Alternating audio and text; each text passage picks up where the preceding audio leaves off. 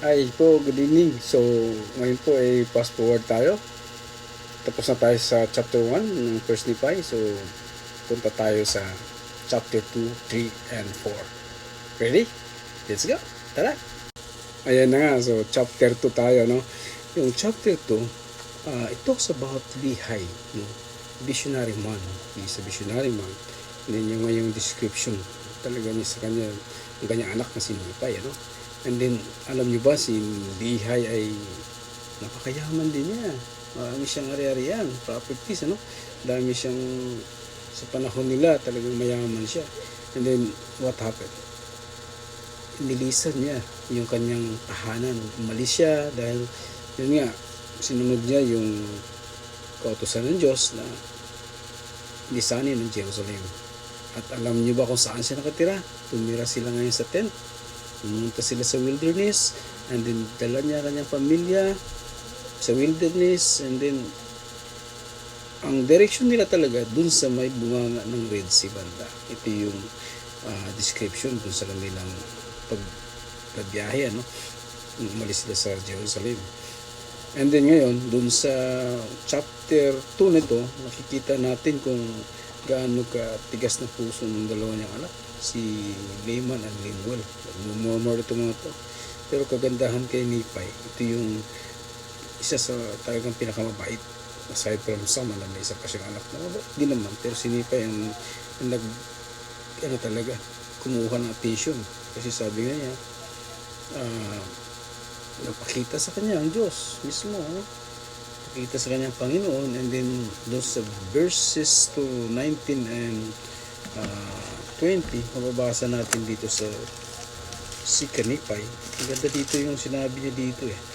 Sabi nga dito, and it came to pass that the Lord spake unto me, saying, Blessed art thou, Nephi, because of thy faith.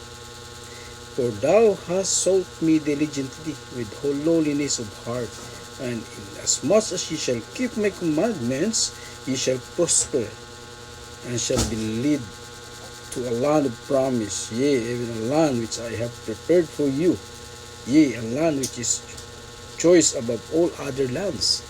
So, napaganda ng promise ng Panginoon kay Nephi kung siya ay binisita at nagpakita sa kanyang Panginoon, no? And then ito na yung chapter 2. Proceed tayo doon sa chapter 3. Ano yung kaganapan sa chapter 3?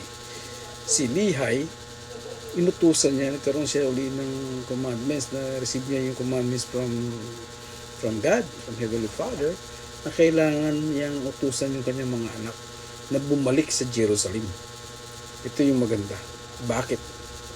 Alamin natin doon sa chapter 3 kasi ganda to. Okay? Ito na nga. So, inutusan ni Lehi yung kanyang mga anak, ano?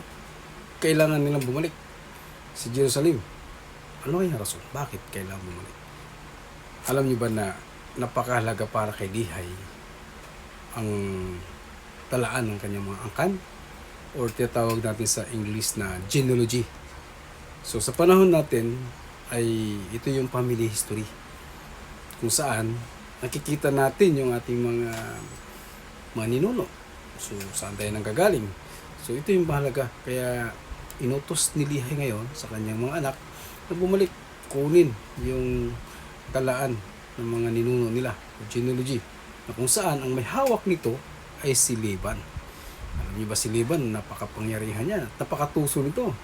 So ang dami nilang challenges na ginagawa, pero nakikita natin yung kagandahan sa ugali ni Nephi, no?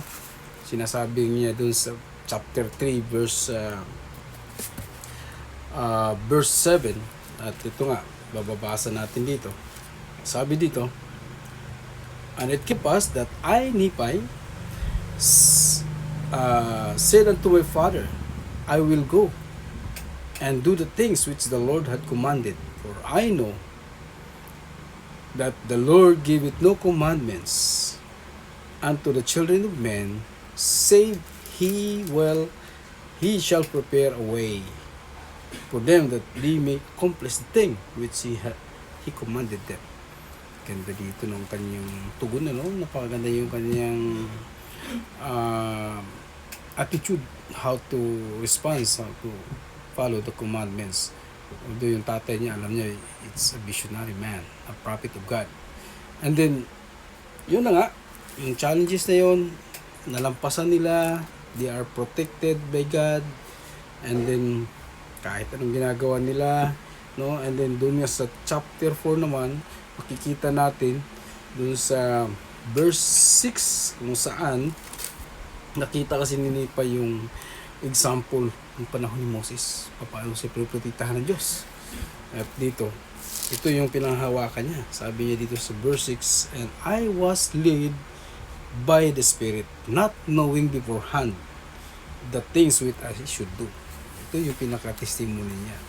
Nakikita niya yung kamay ng Diyos na nagpoprotekta sa kanila para lang makuha yung mga lamina o mga gintong lamina, yung talaan ng kanilang mga ninuno. Ganda ng kwento, no? Mabibitin kayo, pero magpatuloy natin yung mga chapters.